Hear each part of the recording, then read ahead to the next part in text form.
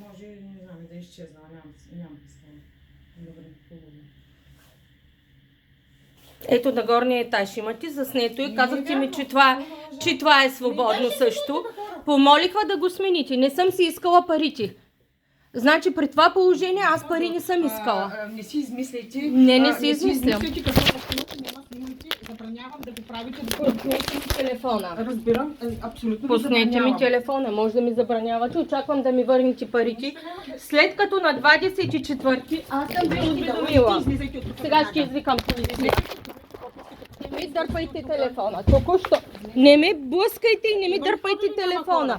Трябва да ми върнете сумата. Не ми сменихте студиото. Какво лъжа? 720 съм ви дала. На 24-ти студиото е под всякаква критика. Ей, сега ще извикам полиция. Значи, не ви знам вашето студиото. Студиото е под всякаква критика. Напуснала съм го на 23-ти още. Помолила съм и да ми смени студиото. Дала съм 720 лева. На 24-ти съм звъняла да си вземе ключа. Да, празници са. Днеска нося ключа, студиото е свободно от 24-ти. Аз съм била де-факто една нощувка, може да се удържи за 3 нощувки. Понеже съм го резервирала от 21-ви, аз не дойдах на 21-ви. Сега ще извикам първо полиция, после в НАП ще подам сигнал.